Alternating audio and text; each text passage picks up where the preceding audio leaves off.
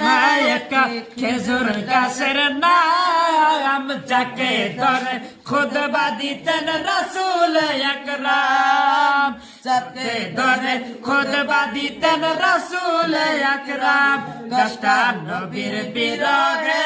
সদা কাঁদিতে রোগে গাছটা নবীর বিরহে সদা কাঁদিতে রোগে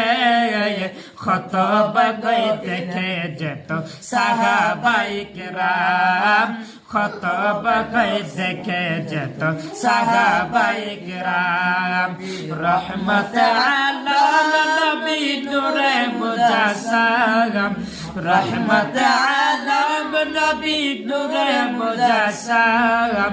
সাহাবীরা আতর লাগাম ওই নবীজির গান মানা সাহাবীরা আতর লাগাম ওই নবীজির গান